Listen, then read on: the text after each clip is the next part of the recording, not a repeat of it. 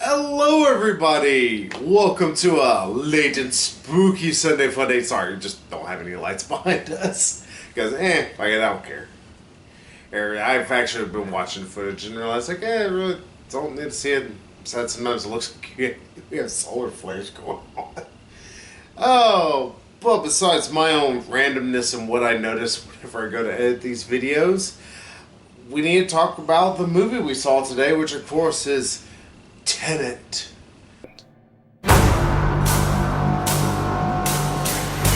You want to crash a plane? But not from the air. No one's so dramatic. Well, how big a plane?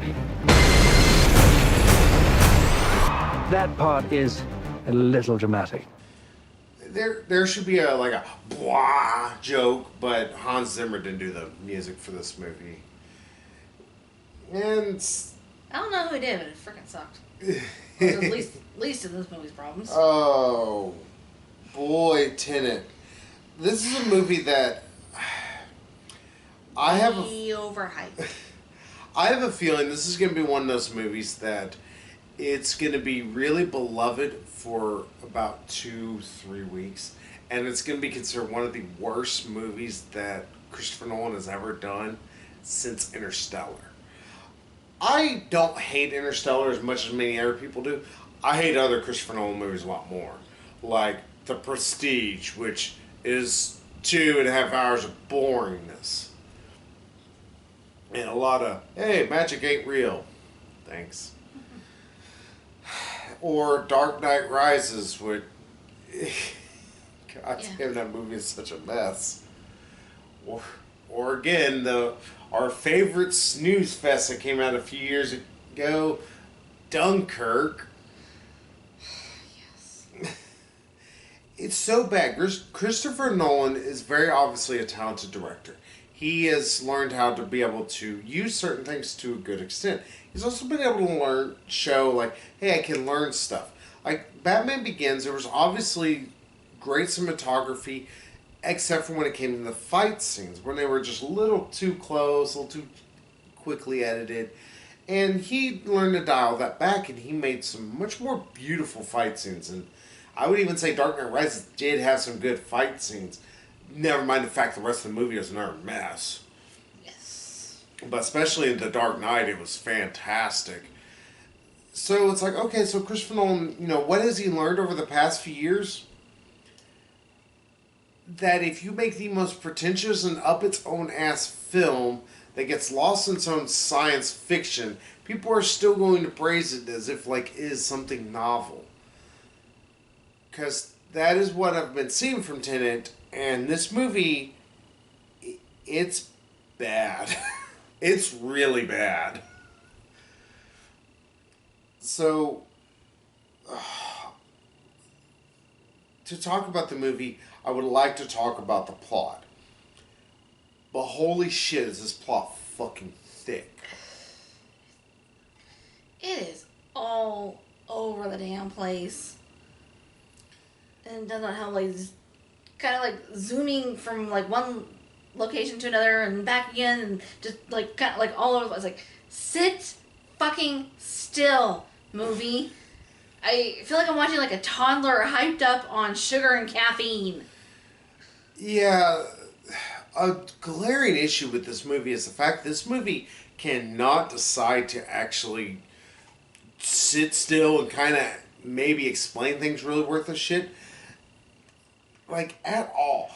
Constantly, it shifts from one place to the other jarringly. It is actively confusing. Okay, well, what's going on? What is this? What is going on? One scene sets up for the next scene, and then all of a sudden jump to the next scene, and then that scene sets up for the next scene, and then quickly jump over to that. It's like, hey, slow down, take a moment to just kind of breathe and maybe kind of explain what the fuck is going on.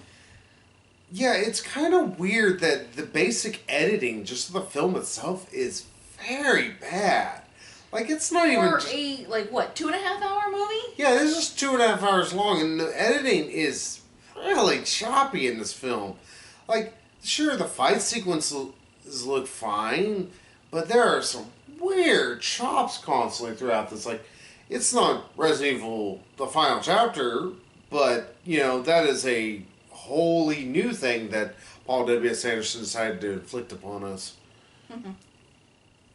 But instead, you constantly have these weird shifts from one scene to the other with no good, like, segue between them. It's like, it almost feels like an avant-garde experiment of some sort. Like, Christopher Nolan's like, when you make this vision come to life.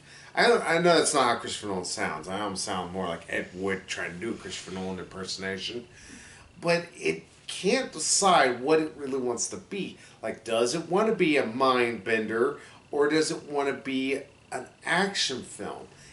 And unlike Inception, where I felt like it really tread the ground of both those type of genres rather well, this firmly face plants in both of them. Like, when it tries to be like cerebral and tries to be smart, it's annoyingly stupid. Yara as a character, her sole purpose is to explain the physics of how this works. Yeah. The whole issue of not slowing down to breathe and, like, maybe explain things. It's like, it happens for most of the movie, except at the very end and at a little bit at the beginning when he gets recruited to Tenet, as you see in the trailers. And this lady, also you see her in the trailers, like, taking time to explain, oh, you're not shooting the bullet, you are catching the bullet. Yeah, because... And pretty much, like, explaining, it's like, okay, you know, the world is probably going to end soon because of this reason, and we need your help stopping it, and magic inverted time bullets thing, like... Wobbly, timey-wimey stuff is the best way to describe it. Yeah, she and the guy who recruits John David Washington, known only as the protagonist, he doesn't get an actual name. It's like, that's some Quentin Tarantino bullshit. I don't even think Quentin Tarantino would suck his own dick that hard. And that's a man who loves to suck his own cock. Mm-hmm. This movie is just Christopher Nolan just sucking his own dick. Mm-hmm. Like, Look how smart I am. I was like, look how clever I am. It's like, no, this pseudoscience that you're trying to set up, like, you go against your own goddamn rules. But yeah, so the guy that recruits John David Washington and the lady who explains what's going on, they don't crop up ever again. Yeah, they're just there to be a way the plot sort of moves forward. And just to tell you, again, to talk about the bad editing for this movie, especially in like the first, hour and a half of this movie, it's really poorly edited. I can't believe it. The John David Washington is involved in this, I guess he's a CIA agent. It barely to mention is the best way to put it. Well, and does not help that everyone mutters. Yeah, everybody talks like this. Americans, Brits, or a British man doing a bad, though not Anya Taylor-Joy, bad Russian accent. Yeah. So, supposedly he is part of CIA, and I guess they're rescuing the Ukrainian president. I don't know. The setup for it is very poor. Yeah, it happens right at the beginning. There's little to no explanation. He goes to get this guy, like, okay, I can either, get you out of here, or I can kill you. You got 2 minutes to decide. Yeah, and it doesn't explain why they need to rescue this guy super bad or anything like that. It's... They barely let us know where the hell they are. Yeah, it helps, again, you have to pay a shit ton of fucking attention to the movie. And I get some people like, oh, well, you want a movie to talk down to you? No, but I would like it to at least give me some kind of setup to know, what the fuck this is? Am I supposed to know this concert hall? All I know is I see people about to watch a symphony. And other than that, I can't tell you anything about any of the guys here. Oh, look, there's Cyrillic on the outside. It could be Ukraine, it could be Belarus, it could be Russia. I don't fucking know. And there's a sign that says National Opera House. Like, what nation though? Yeah, you could put a city at least or something. Yeah, it's like some kind of like title cards, like Kiev or like Yeah. where the hell was supposed to take place? Yeah, it takes constantly them eventually saying where it was for you to even get, oh, this is where it was. It's Kiev. It's like, okay, so it's in Ukraine. Now you just have to fucking tell me, you ass wipes. It's like, thanks. And that's the thing, is like, it's not just that one scene, but half the damn time, I don't know where the hell we're supposed to be in this movie. It was like, okay, where, like, it kind of like jumps all over the place, going from, I think, Ukraine to, like, Norway to Mumbai, back to Norway to England or something. It's like, it's all over the goddamn place, and he just, like, goes from one location to the other like it's nothing, like, 20-minute work commute or something. Yeah, and it does it, again, in such a poor fashion. Like, it has to have the Kiev thing, whatever it was. Never mind, it doesn't have much of a point to the entire plot. So it's like, so why is it in the movie beyond just saying up that he is a spy, I guess. Even and that he gets captured during this mission. And he's willing to... They tries to swallow what he thinks is a cyanide pill. Turns out it's not. Yeah, because supposedly the group that is Tenet, or I don't even know if that is actually the name of the group. It's just, it's the name of something that will unlock doors, some that you don't want unlocked. It's like, okay, no. I gotta throw this out here. No, that is not how you do your spy thriller. Because I think that's really what Christopher Nolan kept trying to go for. He wanted to make his Bourne identity. His James Bond I would say flick. science fiction spy thriller. Very pseudo, or kind of like light science fiction, I guess is the best way, not pseudo. But it's... What was it? Pseudoscience. But it's so pedantic and so much bullshit. Like, for the fact that John David Washington, who is a fantastic actor, Yes. we don't get a fucking name to the guy. Are you shitting me? He doesn't have a goddamn name. I mean, they keep referring to, like, this lady in Mumbai, this arms dealer. Spoiler alert, she's an arms dealer, not her husband. Like, they originally set it up. Mm-hmm. But this arms dealer, she tells, like, oh, you think you're the protagonist in this, and he later says, like, oh, you're right, I am the protagonist. He says, you're a protagonist. And later's like, yeah, he's like, yeah, you're right. It's like, I am the protagonist. Or something like that. And yeah, in the end credits, he's the protagonist. Like, it's so lame. And it's like, okay, so y'all really couldn't even give him a name? I think that's some Quentin Tarantino bullshit. That seems like something Quentin Tarantino would do in a film, calling the hero just the hero. Don't get an actual name. It's like with Uma Thurman, the bride, in the Kill Bill films. Well, that's because they all kind of technically got, like, names and shit like that. The only one technically named is Bill. Like, all the rest of them, like, they have, like, nicknames and shit like that. I know, like Black Mamba or something. Yeah. Yeah, like snake names. I don't fucking care. Well, I forget. There is also, what's his name?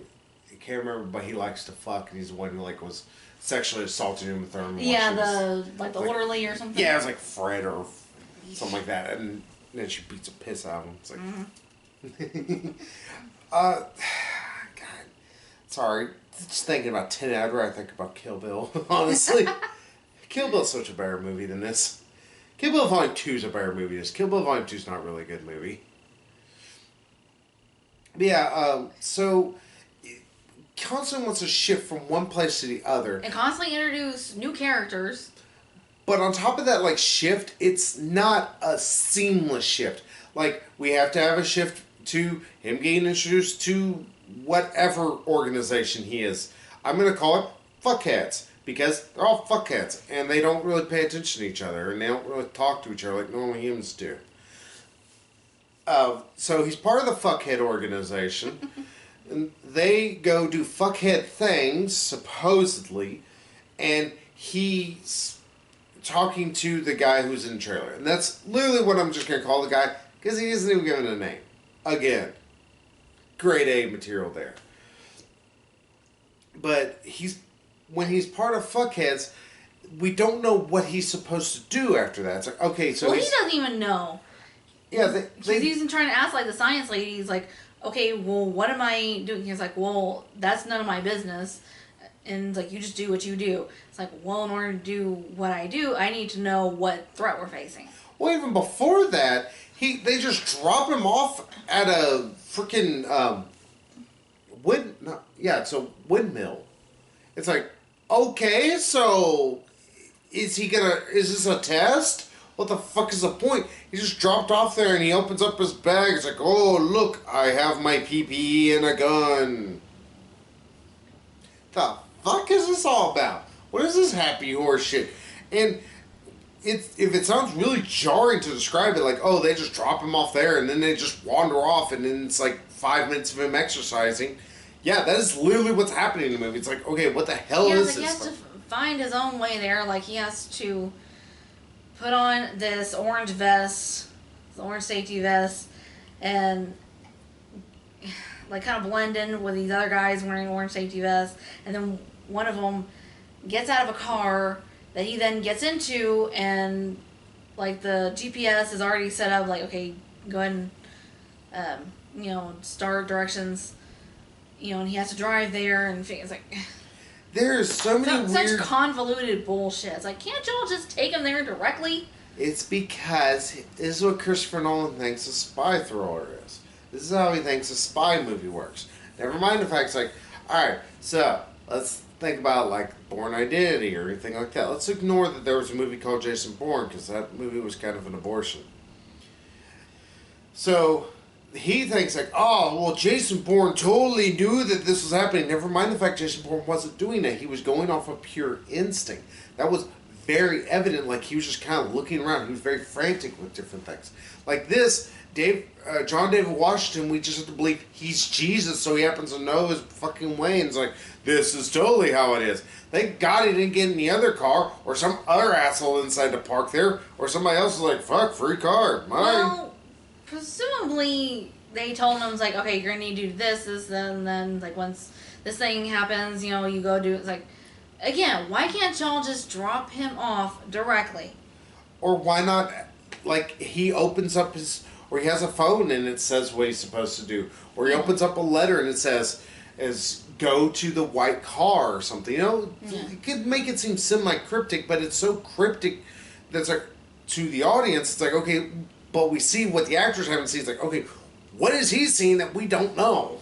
Because we're not being given it. And it's bad. This is the first 20, 30 minutes of the movie. And it's just a lot of hop over here to do this thing. Hop over here to learn the exposition. Hop over to Mumbai because we have to introduce Robert Pattinson to the movie. And I know the sparkly vampire is not the worst thing in the movie. He's not an interesting part of the movie, though. He is a British guy who happens to exist. That is the long and short of his fucking character. He's slightly snarky, and other than that, I couldn't tell you anything besides his name is Neil, because it's said in the last, few lines in the movie. Yeah, there are a few times where it's like, oh, where's Neil? Or why isn't Neil coming with you? It's like, oh, that's that dude's name. Because I was like, I'm not sure if he ever introduced himself, or he's like, oh, hi, I'm so-and-so. Here you need introduction to this arms dealer. Yeah, it's just randomly he pops over, talks to John David Washington, and they act like they're long comrades. It's like they've known each other for a while. Spoiler, and we're going to spoil the living fuck out of this movie, because to explain some problems you gotta go into spoilers. Neil is from, or he knows John David Washington from the future. Because he got recruited by him from the future. How Neil is here now is never explained really well, unless... No, I think what happened is that John David Washington... Okay, so in the end, Neil reveals that he and John David Washington have been friends for years. It's the end of the friendship for Robert Pattinson, but it's just the start of the friendship for John David Washington. And I took that to mean that John David Washington somehow like goes back in time, kind of starts up Tenet so he can recruit himself and also recruit Neil, because apparently he was the one that recruited Neil. But again, It's like that's not how like. that's not really how this time travel works. So they eventually kind of explain it. Never mind the fact how the first lady's trying to explain it is not true. That's the one thing. It's like, okay, so this actually violates what you're actually saying and is contradictory. Don't contradict your own horseshit. You're going to make the audience confused is what you're going to do instead. But it turns out that there is this thing called inversion. Pretty much, you can go backwards in time. It's something that they learned as scientists from like years in the future.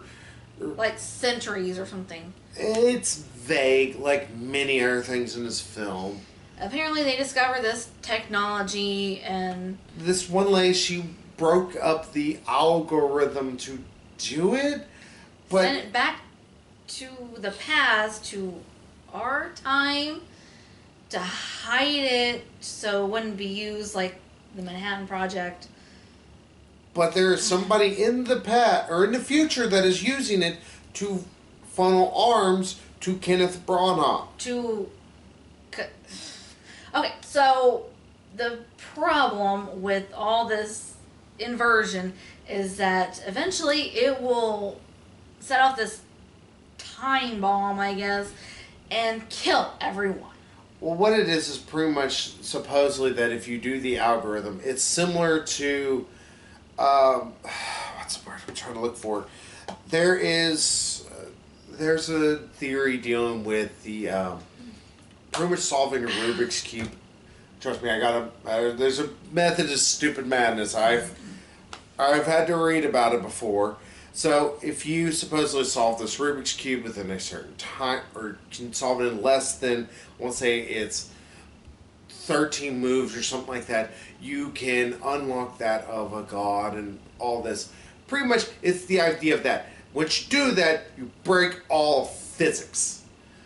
Never mind the fact they don't explain how that breaks physics. They don't explain how that supposedly is going to work. Because all we know is that supposedly they're going to put this stupid hammer-looking thing together that is the algorithm. Never mind the fact it's not what a fucking algorithm is, Christopher Nolan. It's a fucking math problem, you dweeb. God damn it. But second of all, supposedly he's going to throw that in a hole and he blows it up, and that supposedly will blow up everything. Kill everyone, just destroy the world, but... They still don't explain how that works. Because they have this, like, pretty much it's a turnstile that actually creates the inversion. Yeah, you kind of see it in the trailers, like the... Whenever they're talking, oh, what is this? Oh, it's like, happened yet. It's like, what happened here? It's like, oh, it hasn't happened yet. And then the two dudes come out and attack Robert Pattinson and John David Washington. Spoiler alert, both those dudes are John David Washington. And the same, yeah, and it's him same times in a way. Him from the future, sort of. Him fighting himself. He's inverted and pretty much going backwards. He goes through the thing and attacks Robert Pattinson, and he fight. And he's going forward in time because he's back to normal or... Yeah. Science. So, supposedly, like, how this inversion horseshit supposed to work is that you can experience it, but there's a lot of stuff you gotta do. Like, one thing they actually really didn't explain worth a shit, and also it still isn't explained, especially with the lady at the beginning of the show saying, you're catching the bullet and blah, blah, blah. Yeah, something to do with some kind of radiation. Yeah, well, it's because of that, but you're able to, like, that person's seeing it being shot, you are seeing it as going backwards. Yeah. But, where, again, it fails in its own trying to explain things, it's like, okay, so we're able to affect things, and supposedly that creates radiation. How? How does that work? How is it creating a radiation? That doesn't make sense. It's like, is this something dealing with, some kind of actual, like, creating some kind of waves? Is it affecting things? It wouldn't be creating a type of radiation. The science nerd in me is screaming inside because it's like, that's not how any of this works. Time and all that doesn't create radiation. It creates decay. Like, that would be interesting if, like, oh, it's decaying them.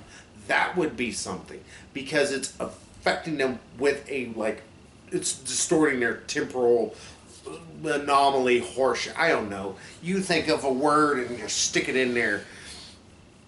But instead, it's like, oh, like Kenneth Branagh shoots his wife because eventually his wife becomes this thing that we have to give a fuck about. And she's not really that important to everything. Yeah, and how he shoots her is the bullet is inverted. He catches the bullet back into the gun while she's in the way, and so it hits her and it's making her die quickly. So they have to because she's the inversion is like messing with her body or something. Yeah, and supposedly, because she's not inverted, it's killing her quicker, but if you invert her, she'll be fine. Yeah, they have to, like, invert her and then take her back a couple weeks to Norway, this one, like, heist they tried to pull off where, like,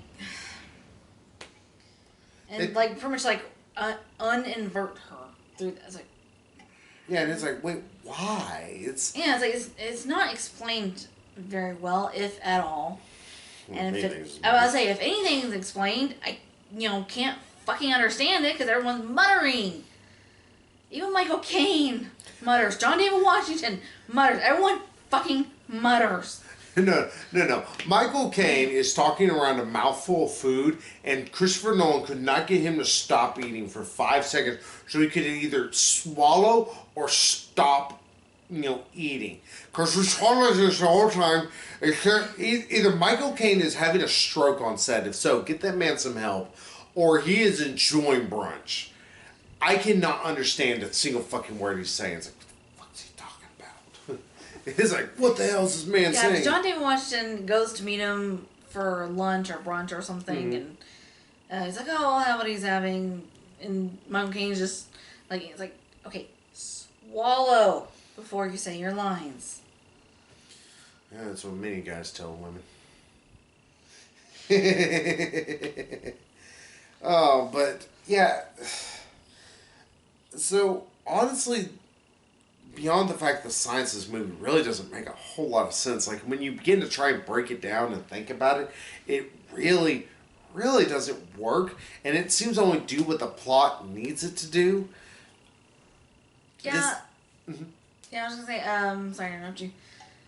Yeah, big problem with doing a movie about time travel, sort of, is that it's like you have to decide what the rules are, how time is going to behave, and how time can be manipulated, and stick to those. First of all, you have to lay them out very clearly and concisely. It constantly goes against its own rules. And again, you have to stick to those rules. The rules are sort of explained in science like, but like not very clearly. And then, like, Christopher Nolan keeps breaking his own goddamn rules for how this whole thing is supposed to work. It's like the ending with, like, oh, you recruited me, and it's like we had a, long friendship, a lot of adventures together. It's like, okay, this, like, is not gonna work, like, with how you are wanting to set up. I mean, this is why that, Back to the Future, like, it kept things simple for a reason. That's the reason why I actually am of the brain set that John David Washington, he did go backwards in time and start recruiting Neil and everything. Probably told him to be there. Yeah, probably, like, started up Tenet and I don't think he started Tenet. I think he just recruited Neil because he was best butt buddies with him. I don't know. Well, I mean, like, the big thing is like, oh, everyone's been working for John David Washington the entire time, even though he just was brought on. And it's like, okay, he's the boss of all this. Like, he's been answering to himself. And it's like, huh? That makes no goddamn sense. Yeah, not only that, but there's also another huge hole. And we haven't really touched on it too much. Yes. And that is actually Kenneth Branagh playing... I don't even remember his name. He's Kenneth Branagh. He's Kenneth Branagh with a bad Russian accent. It's not quite, the worst thing ever, but it's I know bad. they constantly said his name. I can't even fucking remember his name, though. Yeah, he plays some Russian dude. Yeah, and his wife. I cannot tell you how many fucks I don't give about his wife. Mm-hmm. There is so much bullshit wasted with her. I think they wanted to try and... I think there probably was originally an idea to make there be almost like a love story kind of going on between her and John David Washington. Which... Yeah, I thought that's where they were going with that. I'm like, oh, please don't say they end up falling in love by the end. It's like, please, oh, please. But here's like, as corny as that would have been, and as tired and played out as it would have been, it would have been something. Instead, another issue with this movie crops up. It's so emotionless. It's so devoid of much of anything. Like, everybody with the subdued version of talking, they just seem so... Except for Kenneth Branagh on a couple of points, just yelling and spitting. It's like... It's the funniest shit you've ever seen. It's like just over the top, like... Yeah, it's like, thanks, Kenneth. Thank you for showing up to collect your paycheck here. So, yeah, because of that, everything feels so just, like, unimportant. Like, honestly, it's like, what... Yeah, no urgency to anything. Yeah, there's not, like, I can't care about this main character. What do I know about him? One, I don't know his name. I don't know anything about him. I don't know anything about his family. I'm not saying any of this is required. Like, you have to have all this information. But I need something to make me care about him other than just he is the main character. Like, there are a few times where John David Washington, he has, like, these little quips with different people. Like, when I say a few times, like 3 times in the movie it happens. Yeah, like this guy is panning out, like, hey, buy me dinner first. Yeah, and... I'm cool with, those happening, but it feels almost like that wasn't supposed to be there. Yeah, it feels like out of place. Yeah, because it feels like that the story that Christopher Nolan wrote instead was this just asexual and just anticlimactic film that was trying to pretend it was an action flick. Yeah, like this super serious mystery/spy thriller that... Like, it's like, and John David Washington was, like, acting-wise, he was awesome in this. He was charming when he needed to be. He was funny when he needed to be. He was smart-ass when he needed to be. He was just a badass when he needed to be. Like, he did a great job. Kenneth Branagh, acting-wise, like, he was fine. He was terrible. He was terrible. I think... He was bad.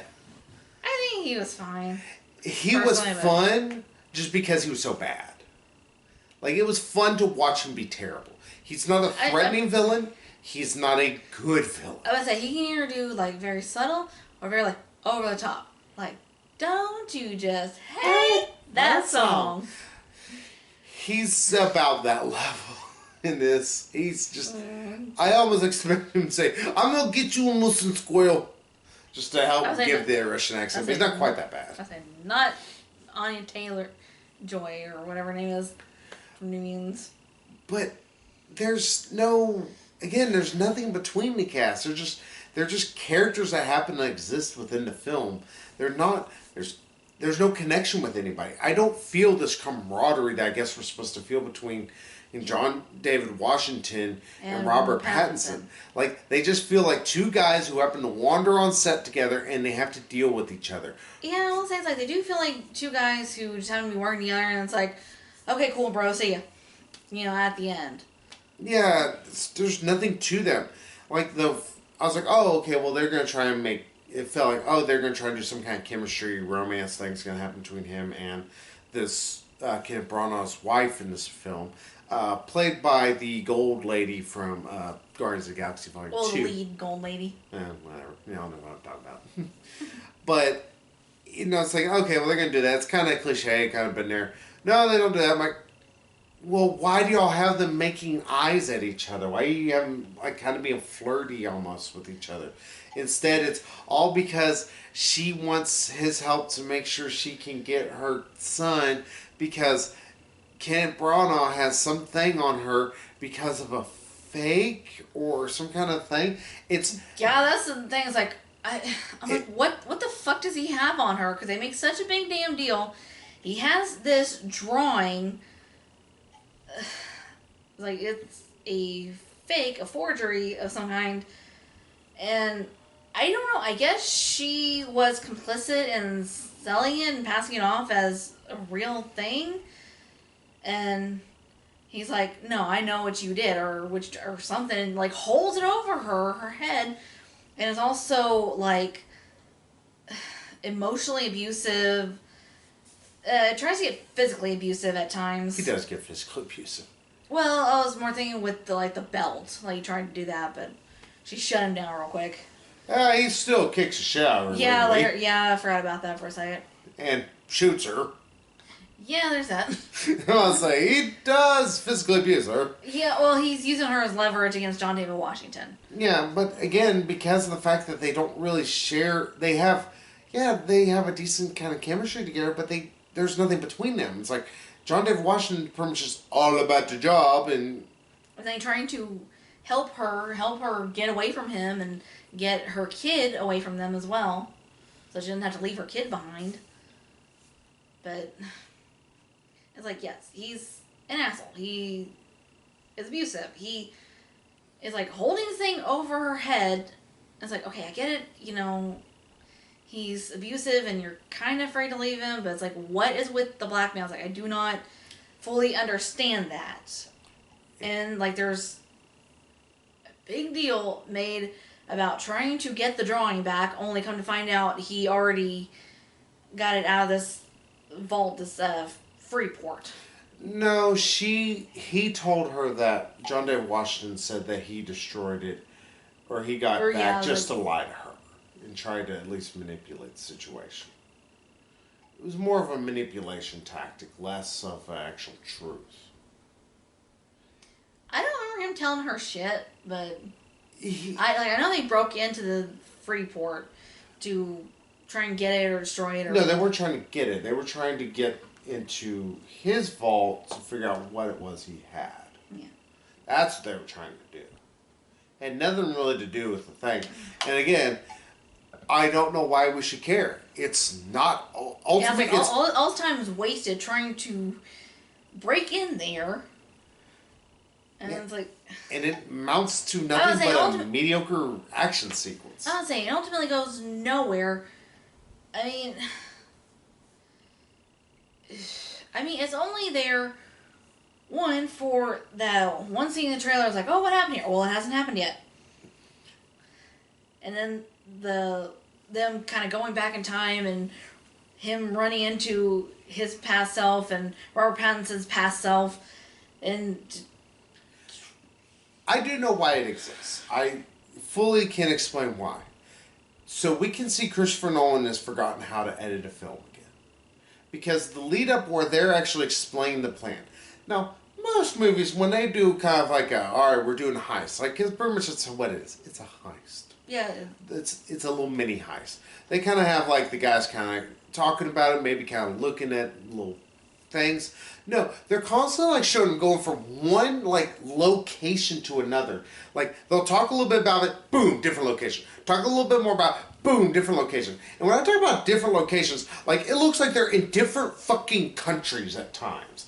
Like one point it looks like they're talking still in Mumbai. The next point it looks like they're talking back in Kiev. Next point it looks like they're talking about it in Oslo. I would say nighttime, daytime, nighttime.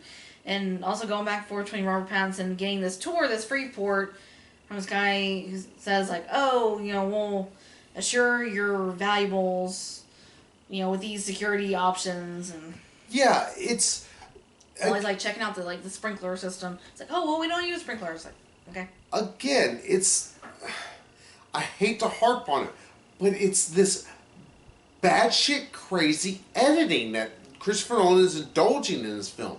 It's like, dude, sit the fuck still. It feels like we're going from country to country because you couldn't decide to get a shot that would be like decent. Like, it'd be one thing if like, oh, this shot, these feel like they're at least in a similar city or in a similar setting. Like, there are some times where characters may be talking about different things. Like, oh, well, how are we going to do this? Similar to, like, the time heist they did in Avengers Endgame. And sure enough, a movie that... I think that's what Christopher Nolan was trying to emulate. It wouldn't surprise me too much, but holy shit could he not pull it off. No. Because instead, we're just, like, jarringly shifting to one place, then jarringly shifting to another. And he does this twice in this movie. He does it fucking twice. And it is both times jarring as fuck. And it's like, dude, what the fuck are you doing right now? Like, it's so confounding the entire time trying to sit there and piece together this gigantic fucking plot that he wants to put in. Like, we gotta worry about this lady and her kid. I don't give a shit about her and her kid. I don't even fucking care about the kid. I barely care about the lady. Yeah, to tell you this much about this kid, he doesn't have a fucking line. What? Why even? You could have just had a doll there and that would have been fine. Could have been a Chucky doll. Yeah, it's like, you didn't need to hire a child actor even for this. Yeah. Like, just have him, like, off screen or something, just mention or something. Yeah, so we eventually need to get to the end and the climax of the film. Yeah, because I would say, like, as far as the editing, I think Christopher Nolan just, it's like he figured out how to run footage backwards and make it look like it's like going back in time or something, and it's like, oh, let me base a whole movie around this. Mm-hmm. But yeah, getting back to the plot and All lack the thereof. fucking ending. And yes, the ending, which, in addition to the whole bullshit with John David Washington and Robert Pattinson, that whole reveal, which still makes no goddamn sense. Oh. Also, We gotta talk about the, like, Oh, 10, yeah. 15-minute battle sequence that we have to have before this. That, holy shit, you could never make me give less fucks about guns being shot. yeah, it's like they're... It is literally just And it's like a... dudes running at each other, shooting guns, and it doesn't help that's kind of cutting back and forth between... There's, like, one group that's inverted and another group that isn't inverted. Yeah, the red team and the blue team, they have patches. Yeah, it would be one thing if, like, there was, like, they were affecting different things and kind of helping each other out, but that never happened. I would say, it seemed like one group was, like, shooting at one building, and this other group was on the other side shooting from the opposite direction, and it caused the building to explode before putting itself back together, before exploding again at a different spot. It's like, what the it's like, what are y'all doing? Y'all doing a test run for this shit? Yeah, and on top It of that... makes no sense. Top of that, there's only, like, one unique kind of, like, part of it where this one guy, he's, like, hiding behind a wall, and then... because he's inverted, the wall actually rebuilds and kills him. Like, okay, that's kind of cool. I'll be like, alright, I'll give you that one, Christopher Nolan. Where is the rest of this? Like, the rest of it, like, you just see a lot of John David Washington running forward and shooting a gun. He has infinite ammo, too, because you put it in the cheat codes. Yeah, he and this guy go running through this tunnel, accidentally cause tripwire, and trigger this thing, and then later you see... Robert Pattinson, he notices this guy setting up the tripwire, and he goes like chasing off after John David Washington and this other guy, honking at them in this truck like, hey. He's like, don't go in there. And But never mind the fact that this is all still dealing with the one issue that I'm still trying to figure out. Alright, so they keep making a big deal of Kevin Brown as an arms dealer. Again, he's rich, but this is like, he has like a full military. Like, they're shooting at him with anti-aircraft guns. Never mind the fact they're fucking stormtroopers and can't hit anything. Like, John David Washington is in the middle of everything. In a field. Nobody can hit him. Nobody dies except for the one dude gets killed by the wall. Yeah, and I'm surprised these guys are willing to go along with this plan to end the world. Because it's like, okay, I get why he's doing it. Because he's dying. Yeah, it's the big reveal. Like, Kenneth Branagh's some dying. cancer. Like, he's using this technology to give himself more time or something. No, he's just dying. Well, that's what he said. Like, to give himself more time. And then, but it's like, he's dying and... He never says it was to give him more time. No, they mentioned it, like, I think Kat says it at one point. She thinks that's the reason why he was doing it. Well, regardless. But, yeah. So, he's dying. Like, liver? Cancer? He has pancreatic cancer. Yeah, some kind of cancer. And he's decided, well, I'm going to take the rest of the world out with me. Because why the fuck not? Fuck the world! Yeah, he's one of those assholes that has attitudes like, well, you know... If I can't have it, nobody can have it. Yeah, like with his wife, like the only reason why he doesn't let her just leave is because, like, well, if I can't have you, then no one can. Mm-hmm. You know, and it's like, okay, I get why he's doing it. Why are his minions going along with this? It's like, they die too. It's like, what? Because you can't be a Bond villain without being a complete moron. And also have minions that are just like willing minions. Like unquestioning. Yeah.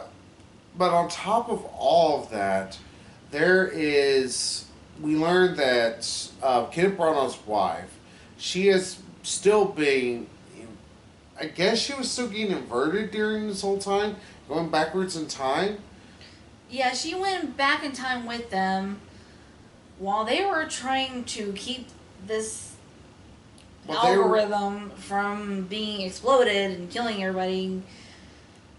She goes and distracts her hubby in the past, and like they keep telling her, it's like, okay, do not kill him because like there's something like with his like watch or something. They say wait for the right moment. Yeah, like something about a dead man switch that if he dies, then it'll like, somehow kabooey everything. It'll trigger it anyway. It's like. Which that again, it's like, oh, thanks for ripping off Spawn. Yeah, but she is so pissed off at him, at his attitude of wanting to take the world out with him, and also keeping, pretty much using their son to keep her there, and turn her son against her.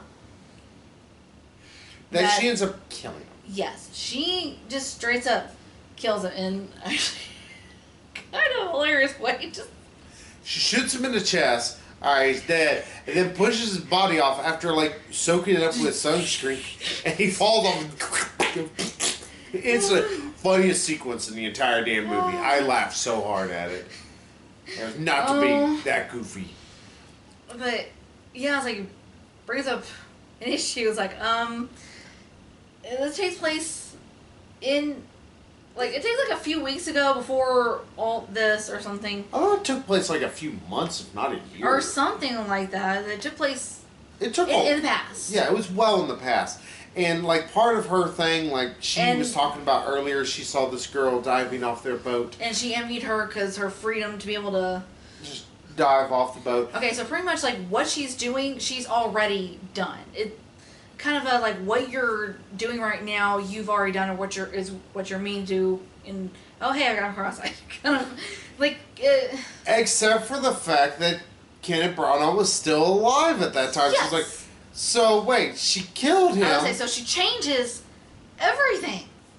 At least for that point. It's like, and there's, like, no consequence or no mention of any consequence other than she is now free. She and her son are now free from him. Yeah. And the world is safe also, but... Which makes all the stuff that happens in the past, or all in the future now, need to have happened. Yeah, they even mentioned the grandfather paradox. They bring it up so many times. It's like... And yet you're not following your own damn rules, Christopher Nolan. It's like, what? Yeah, it's like, okay, I'm happy for her that she's free, but it's like, okay, what does this mean for the future? For, like, pretty much everything that we saw before this, that came chronologically afterwards. Yeah, it makes the movie so much more of a. It's not so much like a good mindfuck. It's just one that's like, wait, what the fuck are you doing here? You really just gonna go, oh, you know what? Screw it all. We'll just do whatever the hell I want to. It's like, oh my god, have y'all really lost your mind that you can't even string this together to make it make any semblance of sense? And not only that, but I swore that whenever the shit that was going on in the like shitty Call of Duty game that was happening at the end of the film, and her about to assassinate Kenneth Branagh was happening at different times. Like I swore the shitty Call of Duty thing was in the like sort of not full pass, while the other thing happened quite a bit in the pass. Like she was just still inverting and going further and further backwards. Never mind the fact that, again, this inversion, it seems to be almost like a 1-to-1 ratio. Like, for each second you are inverted, it's a second, like... Well, that time is moving forward around you. Yeah, so if you stay backwards a week, you'll move backwards a week, exactly. So it's like, okay, so she would have had to have been gone or be inverted for a long time. And also, that raises so many questions with the issues with how Neil and John David Washington are friends. Because, well, is Neil from the future? Or is Neil from the past and John David Washington inverted himself? What the fuck is happening here? I don't know. Again, the movie does not bother to explain things. And only that, but when it does try to explain things, it fucks itself in its own asshole. Yeah, like I said, it's like Christopher Nolan set up these rules at the very beginning, and then he doesn't follow through with them. And like, I guess he keeps bringing up the grandfather paradox as, oh well, it doesn't matter anyway. And yet, there's all this setup for stuff. Like in the trailer, you see the crashed car kind of going back and going uncrashed, and it's like that. It's actually set up for something that future John David Washington kind of goes back and tries to get this one part of the algorithm from Kenneth Branagh, trying to keep him from it, and he ends up getting it anyway. But it's like all the stuff going backwards while everyone else is going forwards. It's like they're set up for this. Like pretty much like going by the rule of what you do is what you already done, or what you're meant to do anyways, or something that time travel movies tend to follow. Well, some time travel movies. Some. Terminator 2 kind of takes the timeline purposely, just like beats it in the head with itself. But to be fair, that's because Terminator 2, the whole motif of it was breaking out of what your destiny is supposed to be. Making your own life, making your own destiny. Everything. That's the entire idea behind Terminator 2. Here, it seems like the idea was that Christopher Nolan thought that watching stuff go backwards was so cool that he needed to build this just uncanny film around the entire idea. Instead, he has made just one of the most uninteresting action films in a while. The movie's action, it's fine. If I give it that much, it's fine action. The acting, for the most part, it's not the worst people in the world. Kent Branagh's not really great in this because he's having to do that terrible accent. But everybody who is outside of John David Washington, it's not really that great. Like Robert Pattinson, he's kind of just a guy who exists is the best thing I could tell you about him. All the side characters, I couldn't tell you because half of them don't fucking talk, which is really weird. Anybody else, like they're barely there. They just happen to, they're just... Yeah, there's, was it Aaron Taylor Johnson? Yeah, he happens to be in this movie. I don't know. I think I know who it was.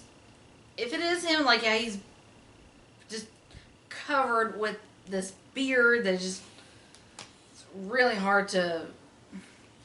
And also he mutters like everybody else. It's like there's and he mutters with a British accent. So I'm gonna butcher his name. I'm sorry. Himesh Patel. He was from Inception. That's the best place I know him from. Really, he's the guy who gave them pretty much the thing that was going to help knock them out the longest, so they could make sure to implant the memory as much as possible. Okay, where the hell was he in this? He was the guy who helped them to steal the plane or crash the plane. Oh, that one dude. Yeah, the other dude, I don't know who the fuck that was. He just existed.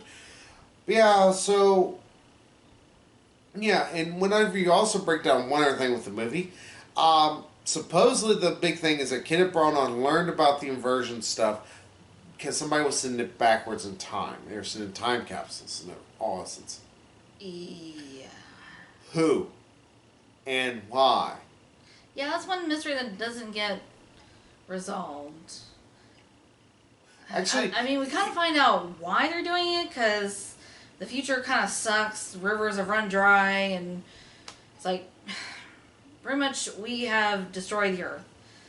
And it's like, okay, well, let's destroy the past generation so they can't fuck it up. It's like, but that means that there's no future generation. I don't know. The movie likes to beat itself in its head with its own stupidity at times. Like I said, Grandfather Paradox. Like, they're trying to explain away everything. It's like, oh, nothing really matters anyway. It's like, no, that's not even the rule that you're following here. It's actually kind of almost astonishing how, like, piss poor a lot of this movie is in a lot of regards. Like, also, talking about the music in this movie, like, you can tell, like, some of it's fine. This guy's trying to do a good Hans Zimmer impersonation. But there's a lot of times it does not fit. It's also the mixing on it is bad. It's like some kind of techno music at some point. It's like, the fuck is like it's distracting. Like, what the fuck? Yeah, and it did not belong here. And like I said, how the mixing is really bad. Like sometimes it's over characters' dialogue, and it's like all the characters already talk soft as is. You can't hear what the fuck they're saying. It's like, well, I kind of need to hear what they're saying. Now I can't hear them. Oh well. And there's It's not important. Yeah, I guess I didn't need to know what they were saying. Fuck me. And it's like, okay, so whoever did the sound on this movie is kind of fucking horrible. Just, there's not a lot that I could even say a reason why you want to go fucking see this. Like, as bad as New Mutants was, it was an hour and a half long. This is 2.5 fucking hours. It feels like 3. Well, it wasted our goddamn time with the heist. Yeah, like, all the horse shit, like, and here's the other bad thing. As much as, like, New Mutants takes a bit to really get started, at least it's trying to build characters. I'll give it that much. It's giving us the characters. This is like plot, like just trying to push that forward, trying to get to the end. It's like... And the plot, and the worst part is it doesn't really start till, like, an hour in the fucking movie. Like, by the hour mark, I would say, maybe even an hour and 15 minutes, it finally feels like we're starting to move forward with the plots. Like, oh, okay, so now the plot's actually beginning to move forward. Like, once John David Washington finally actually meets,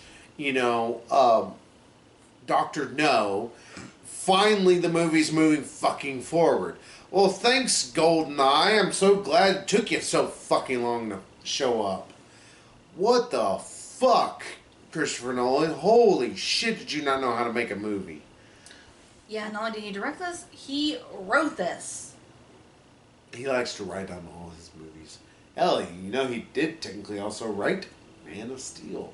He was part of the writing team on that. Him and David S. Goyer.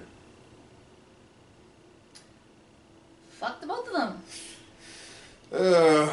Jesus. I would say Christopher Nolan just stick to Batman, but...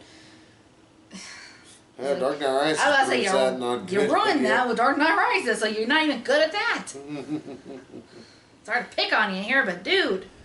I'll pick on that British wanker. Yeah, it's like all this, like trying to push the story forward, push. And Well, it's not even pushing it forward, trying to get it started. yeah, it's like all this setup just to finally get us to the plot. And it's like everything else just falls by the wayside. Including character development. Yeah, like actual, Like, all these characters are introduced within the first, what is it, like 45 minutes to an hour?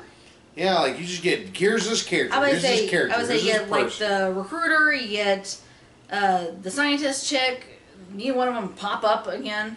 You get Neil, you get arms dealer lady, you get Kat and her husband Kenneth Branagh and their son, and Then you get the random dude that helps them do the heist at the airport. who doesn't show up again until, like, I think briefly later when they revisit the heist to get her uninvert or whatever the fuck they were doing. It was not clear.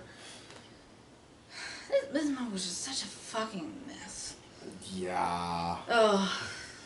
So, what would you give this, though, as a final score?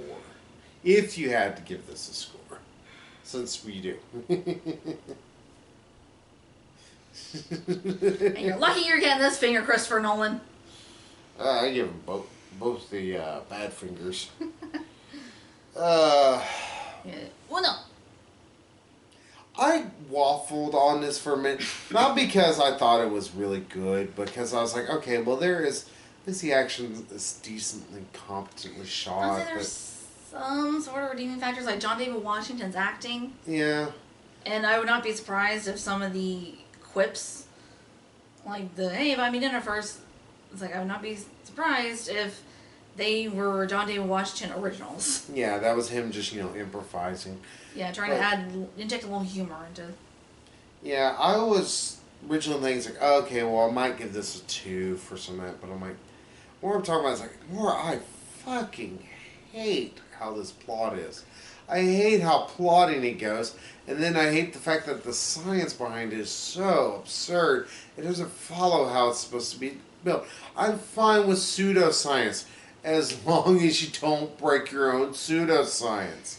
Yeah, the thing is, like, if you're going to establish rules, don't break your own damn rules within your own movie. Yeah, so I gotta give this a fucking 1.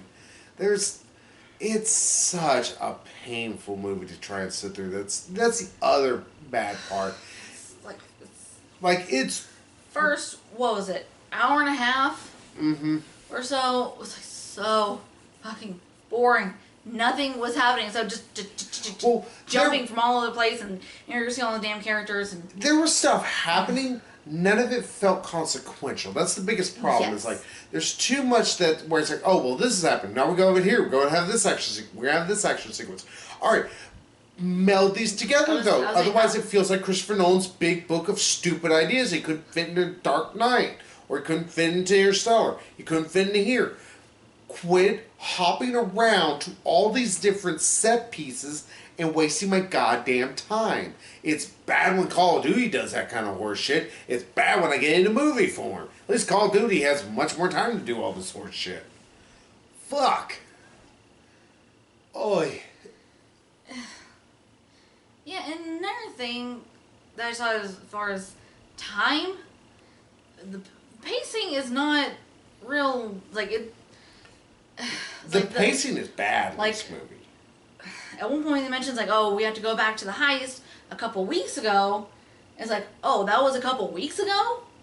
I was thinking that was like a few days ago or something. Yeah. Like it's not clear. Like it does not feel like it's just jumping around, and you don't even realize like, oh, it's also time jumps because it's a time travel movie, I guess. It's very jumbled. And it's not jumbled in like a good Yes, way. it does not even set up its own timeline real well. It's Yeah, instead, this is a mush of stupid ideas with stupider execution.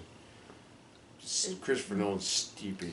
yeah, and I'm with you. Like I was tempted to give this a 2 for John David Washington, but it's like the more we're bitching and moaning about it, it's like it's like not even John David Washington's acting could save this pile of shit. Yeah. This jumbled mess. Like, oh my god, why? Honestly, the worst part is also about this movie. You could trim like an hour out of this and you're not losing a ton. Like, hell, the lady who's trying to explain the version, honestly, doesn't add anything to the film. It doesn't fucking add. I know we said, it supposedly explains rules, but whenever they invalidate their own rules.